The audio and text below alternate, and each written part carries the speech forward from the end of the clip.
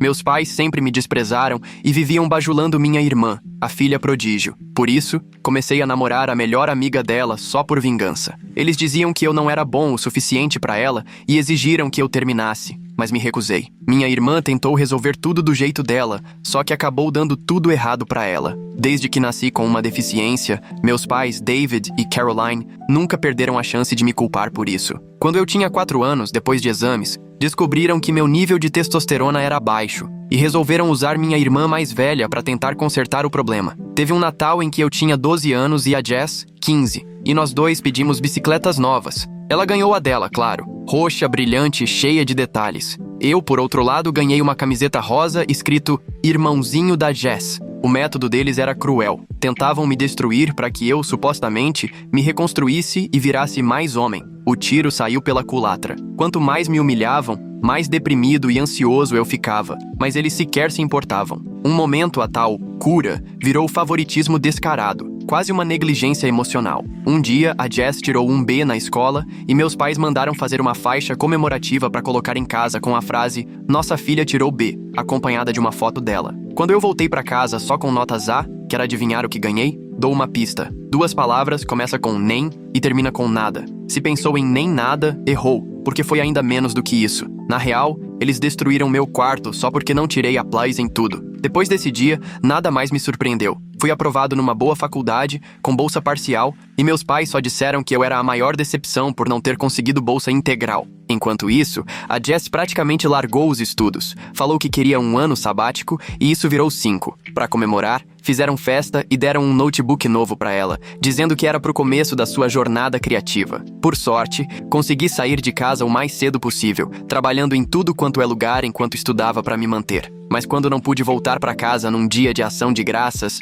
ouvi do meu pai: "Bom, acho que você tem outras prioridades." Mesmo afastado, cada reunião de família era uma tortura, cheia de indiretas. Ainda naquele emprego de começo de carreira, a Jess está pensando em abrir a própria loja, ela é tão empreendedora. No dia da minha formatura, eles chegaram atrasados, e o primeiro comentário do meu pai foi: 4 anos para esse diploma? Achei muito tempo para pouca coisa. Pior era ver o quanto eles babavam pela Jess, que ainda fez questão de ir à cerimônia com o vestido mais chamativo do mundo, só para chamar atenção. Apesar de tudo, tentei manter contato com a Jess, afinal, era minha irmã. Mas era sempre eu correndo atrás, e ela me ignorava ou transformava tudo em competição. Se eu conseguia uma promoção, do nada ela aparecia com uma oportunidade incrível. Se eu começava a namorar, ela surgia com um namoro sério. Teve uma vez que fiquei meses sem contato, liguei para contar de uma promoção. "Hey Jess, adivinha? Fui promovido a analista sênior." Ela ficou em silêncio e respondeu: "Ah, legal. Fui chamada por uma startup incrível. O salário deve ser mais alto do que você vai ganhar na vida." Óbvio que esse emprego nunca existiu.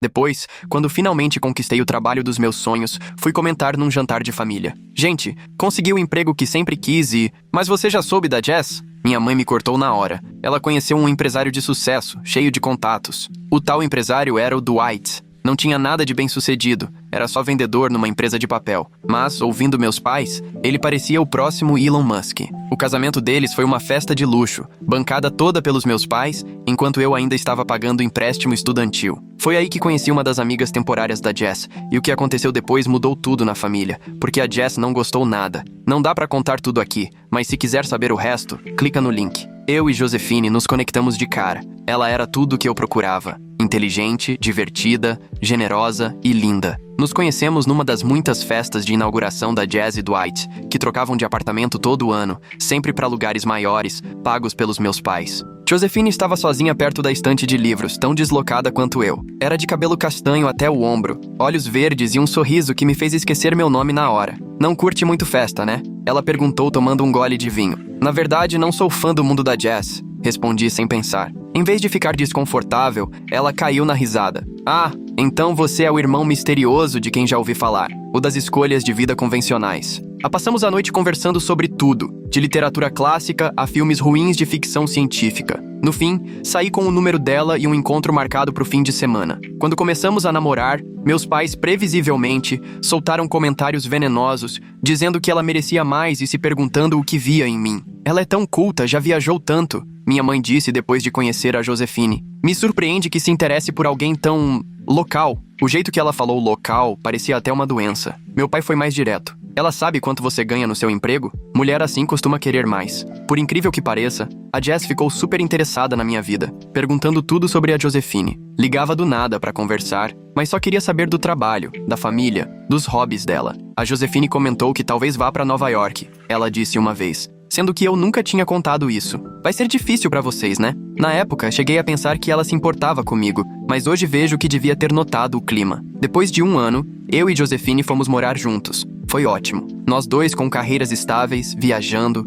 fazendo planos pro futuro. Nosso apartamento era simples, só um quarto num bairro decente, mas era nosso, e a gente era feliz assim. Pintamos as paredes juntos, rimos enquanto montávamos móveis do IKEA e transformamos aquele lugar num lar acolhedor, cheio de felicidade. Nunca imaginei que pudesse me sentir tão realizada, confessou Josephine numa noite em que estávamos largados no nosso sofá de brechó, comendo comida de delivery e maratonando documentários. Meus pais sempre buscavam mais, queriam tudo maior, melhor, mas isso aqui, esse nosso cantinho, já é o suficiente. Você já é o suficiente. Pela primeira vez, senti que poderia viver a vida que sempre sonhei. Um trabalho bacana, uma parceira incrível, quem sabe filhos um dia. Pedi a Josephine em casamento quando completamos 5 anos juntos, durante um jantar tranquilo em casa. Passei meses economizando pro anel, nada extravagante, mas uma esmeralda linda que combinava com os olhos dela, montada em ouro branco. Escondi o anel na sobremesa favorita dela, um soufflé de chocolate que treinei fazer em segredo dezenas de vezes. Quando ela encontrou, os olhos se encheram de lágrimas. Sim, ela sussurrou antes mesmo de eu conseguir fazer a pergunta. 1000 vezes sim. Decidimos que não havia pressa. Escolhemos um noivado longo, planejando cada detalhe com calma. Tínhamos a vida inteira pela frente. Ou pelo menos era o que eu achava. Contar o noivado para minha família foi revelador. Minha mãe forçou um sorriso e soltou um "que bom" daquele jeito que deixa óbvio que não achou nada bom. Meu pai só resmungou um "vamos ver" antes de voltar para o futebol na TV. Mas a reação mais estranha foi da Jess. Ela nos parabenizou, mas com um sorriso estranho, quase ameaçador. Achei que era paranoia minha. "Deixa eu ver o anel", pediu a Jess, pegando a mão da Josephine e analisando com um olhar crítico. "Ah, bonitinho, simples. Tem mais a ver com você mesmo." Mais tarde, ouvi minha mãe dizendo para a Josephine: "Não precisa ter pressa, querida. Você ainda é jovem e tem muita coisa pela frente para alguém como você." O recado era claro. Eu não fazia parte desse futuro. O ano seguinte foi uma loucura, entre preparativos do casamento e a correria do trabalho. A gente suava para juntar dinheiro para a cerimônia e a entrada da casa. Nossos encontros foram ficando cada vez mais raros, geralmente jantares corridos antes de alguém precisar virar à noite no trabalho ou recuperar o sono. Quando sugeri uma viagem de fim de semana pra gente se reconectar, Josephine hesitou. "Não sei se dá pra eu sair agora", disse evitando meu olhar. "A conta dos Johnson está exigindo demais." Eu compreendi. Nós dois estávamos mergulhados no trabalho, fazendo sacrifícios. "Vai dar tudo certo", tranquilizei, apertando a mão dela. Depois do casamento, a gente viaja pro Maine, igual sempre sonhamos. Hoje vejo que ignorei vários sinais. Josephine vivia grudada no celular, escondendo mensagens e rindo nervosa, dizendo que era coisa do trabalho. Começou a sair mais com as amigas, chegava tarde cheirando a vinho e perfume masculino, mas eu confiava plenamente nela. Nunca passou pela minha cabeça que ela pudesse estar me traindo, muito menos com o marido da minha própria irmã. Teve uma noite que acordei por volta das 2 da manhã e o lado dela da cama estava vazio. Fui até a sala e encontrei Josephine encolhida no sofá, falando baixinho ao telefone. Quando me viu, levou um susto, como se tivesse sido pega no flagra. "Desculpa, te acordei?" perguntou guardando o celular rapidinho. "Tava só conversando com a Sarah sobre os vestidos das madrinhas." "Às 2 da manhã?" Assenti, tentando afastar a desconfiança. Sarah era madrinha e sempre foi desorganizada, então não era impossível. Outro detalhe estranho. Josephine, de repente, começou a se interessar pela vida da Jess e do Dwight, sugerindo jantares em família e encontros de casal, coisa que antes ela sempre evitou. "A gente podia jantar com a Jess e o Dwight esse fim de semana", dizia como quem não quer nada. "Encontrei o Dwight naquela cafeteria perto do meu trabalho ontem. Ele comentou de um restaurante novo que queria conhecer. Achei curioso o Dwight estar numa cafeteria tão longe do trabalho dele, mas deixei pra lá. Fiquei até feliz achando que Josephine finalmente estava se entrosando com minha família, mesmo eles nunca tendo sido muito acolhedores com ela. Uns 3 meses atrás, Josephine ficou diferente, irritada, enjoada, sensível demais. Cheguei a animar achando que ela podia estar grávida. Não estávamos tentando, mas já tínhamos conversado sobre filhos algumas vezes. Passei a sonhar acordado com a ideia de ajudar nos enjoos, planejar o quartinho do bebê. Uma manhã, encontrei ela vomitando no banheiro. Segurei seu cabelo, fiz carinho nas costas. "Você acha que a gente devia fazer um teste?" perguntei, tentando disfarçar minha empolgação. Ela me olhou apavorada. Acho que é só uma virose ou algo que comi, mas os sintomas continuaram. Ela passou a evitar vinho, não suportava cheiro de café, vivia cansada. Comecei a deixar livros de gravidez na cabeceira dela, pesquisei vitaminas, até procurei pediatras na região. Você vai ser uma mãe incrível, falei uma noite, abraçando ela no sofá. Nosso filho teria muita sorte. Ela caiu no choro e correu pro banheiro. Achei que fossem os hormônios, dei espaço. Até que uma noite ela sentou ao meu lado, lágrimas rolando, e me contou. Estava grávida, mas o filho não era meu. Fiquei paralisado. Não andávamos tão próximos, mas nunca imaginei aquilo. Perguntei quem era o pai e ela desabou. É o marido da Jess. Meu mundo desabou. Tudo que eu acreditava se despedaçou.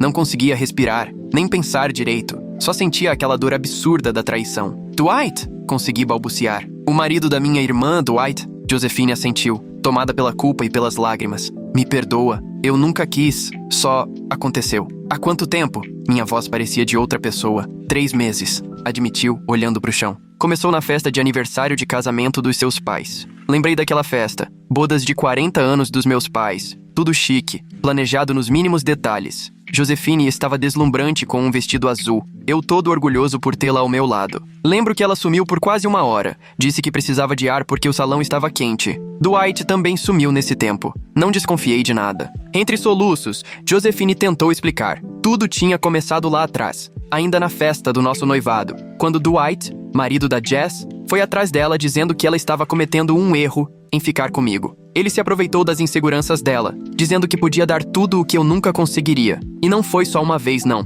Eles estavam juntos há meses. Ele disse que você nunca ia me dar a vida que eu merecia. Ela chorava. Que eu estava desperdiçando meu potencial com você. E você acreditou nele? Perguntei sem conseguir acreditar. Depois de 6 anos juntos, você levou a sério o que ele falou de mim? No início, não, ela respondeu. Mas ele não desistia. Ele me mandava mensagens, sempre com aquelas indiretas, dizendo que eu merecia alguém melhor, comentando como sua família te tratava mal, insinuando até como poderiam tratar nossos filhos um dia. Meu estômago embrulhava com tanta manipulação. E aí? Ele estava mesmo só preocupado com seu bem-estar? Era tudo em prol dela? Claro que não. Ela sussurrou. Ele fazia ela se sentir especial, desejada. Dizia que a Jess não o compreendia, que eles já viviam como colegas de quarto. O velho roteiro do infiel. Eu não acreditava que a Josephine tinha caído nessa conversa, nem que tinha me traído desse jeito. Onde vocês se encontravam? Perguntei, querendo saber até onde tinha ido a traição. Na sala dele, quase sempre. Às vezes em hotéis, quando dava pra escapar na hora do almoço.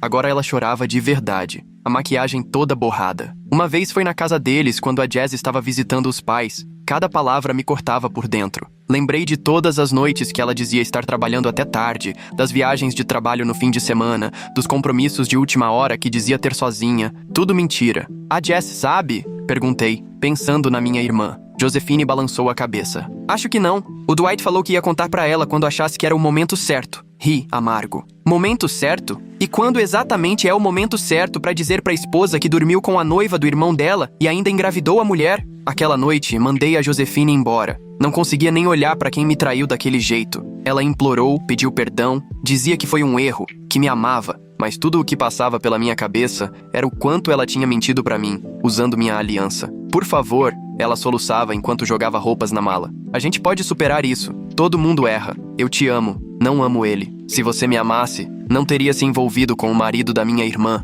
Cuspi, sentindo as palavras queimarem. Se amasse de verdade, não teria mentido pra mim por meses enquanto fingia planejar nosso casamento. Eu ia terminar com ele. Ela insistiu. Essa gravidez não foi planejada. A gente se cuidava. Pois é, mas não adiantou. Respondi gelado. Vai embora. Você tem 30 minutos pra pegar o que quiser. O que ficar, vai pro lixo. Ela tentou segurar meu braço. Pra onde eu vou? Não sei, Josephine. No escritório do Dwight, talvez? Ou algum daqueles hotéis que você conhece tão bem. Agora não é mais problema meu. Assim que Josephine saiu, liguei pro Dwight. Nem lembro direito o que falei. Só sei que estava tomado de raiva e dor. No começo ele fingiu que não era nada. Disse que foi só um erro. Coisa de uma noite. Não tinha significado nenhum. Quando apertei, ficou na defensiva. Se você fosse um noivo melhor, ela não teria me procurado. Você só pode estar de brincadeira. Gritei. Você tá me culpando porque transou com a minha noiva? Tem que ter muita cara de pau. Ele veio com um falso remorso. Olha, sinto muito, mas eu e a Josephine nos entendemos de um jeito que vocês nunca conseguiram.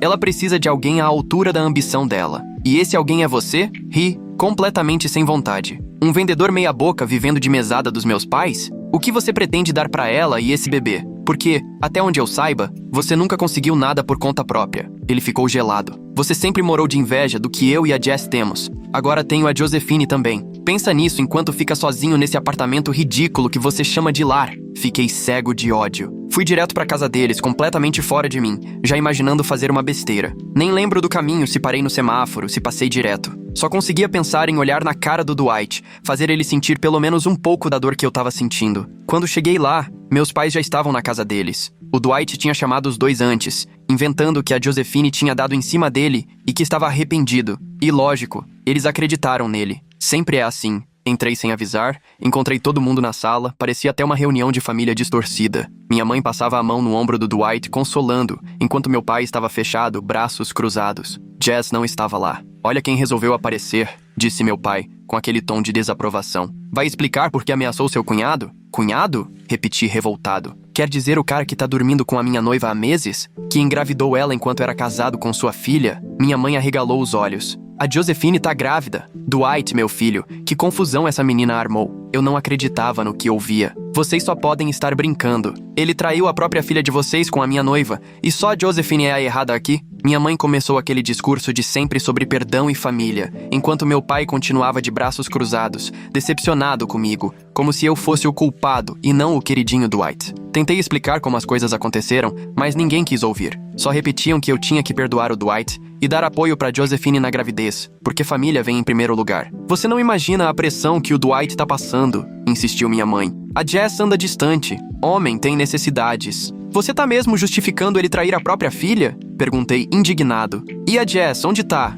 Ela sabe com quem o marido dela anda? Meu pai pigarreou. A Jess está lá em cima, descansando. Tá abalada, mas vai superar. É assim que adultos resolvem as coisas. Não é fazendo cena ou ameaça. O Dwight aceitou fazer terapia de casal. Minha mãe completou, como se isso fosse suficiente. Tá assumindo a responsabilidade dele, o que é mais do que posso dizer de você. Eu? O que eu fiz, além de ser traído por todo mundo em quem confiava? Você sempre foi dramático, suspirou meu pai. Tudo tem que girar em torno de você. Essa situação exige maturidade e compreensão, não mais um dos seus escândalos. Dwight ficou quieto, fazendo pose de marido arrependido. Já pedi desculpa pra Jess e ela me perdoou. Eu e a Josephine erramos, mas agora precisamos pensar no bebê. Foi aí que perdi completamente o controle. Anos de mágoa guardada vieram à tona de uma vez. Joguei na cara de todo mundo tudo que eu sentia sobre aquela lealdade torta deles, o quanto sempre deram preferência para a Jess e pro marido dela, nunca ficaram do meu lado, nunca me apoiaram. Olhei pro Dwight e falei que, pra mim,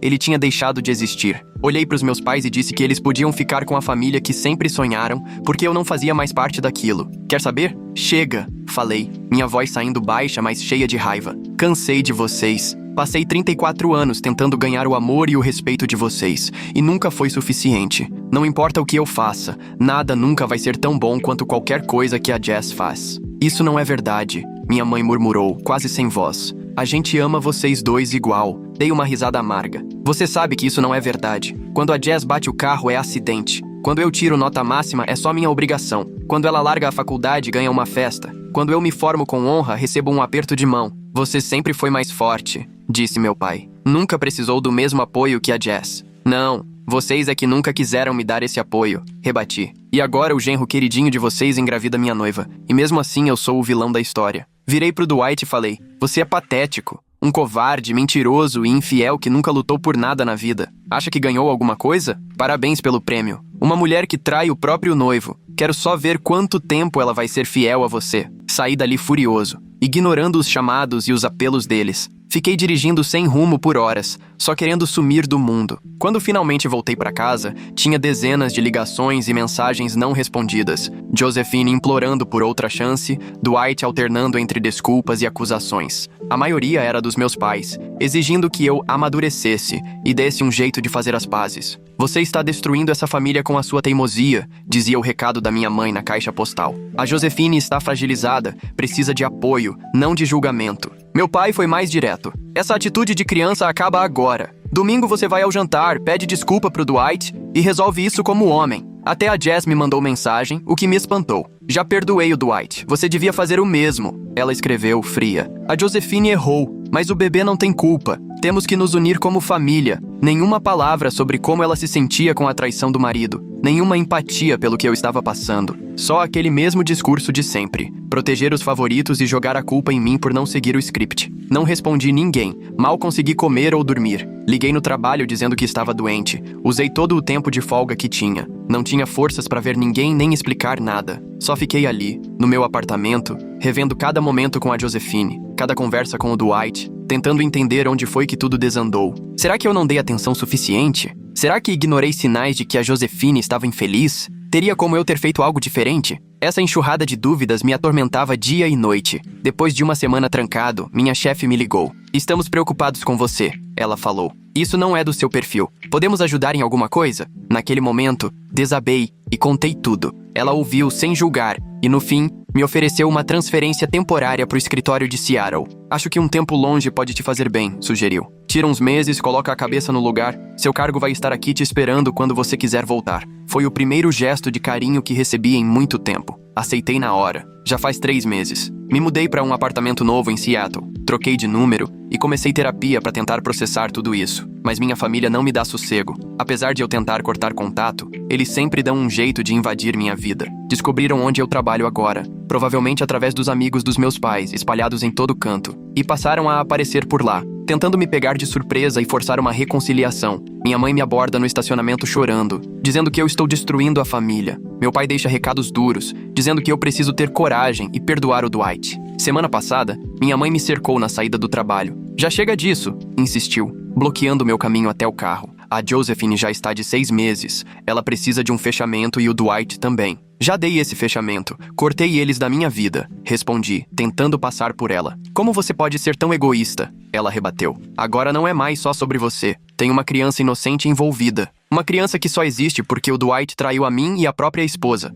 Lembrei. Isso não é problema meu. Aí ela tentou mudar de tom, ficou mais suave. A gente sente sua falta. Eu e seu pai queremos nosso filho de volta. Vocês nunca quiseram quando eu estava por perto. Respondi magoado. Por que agora seria diferente? Até parentes que eu não vejo há anos começaram a ligar para tentar me fazer sentir culpado. Tia, tio, primo distante. Todo mundo resolvendo lembrar que família é importante e que eu deveria superar o passado. Parece que vivem em outro mundo, onde o Dwight e a Josephine só cometeram um deslize e não uma traição que virou minha vida de cabeça para baixo. Meu primo Rick, que não fala comigo desde o casamento dele 5 anos atrás, mandou mensagem. Família fica junta nos momentos bons e ruins. Seus pais estão de coração partido. O que aconteceu dá pra resolver com amor e perdão. Minha tia Patty, irmã da minha mãe, deixou um recado carregado de culpa, como se eu fosse o pior filho do mundo. Sua mãe mal consegue sair da cama de tanta preocupação. É assim que você retribui tudo o que eles fizeram por você? Virando as costas quando a família mais precisa de união?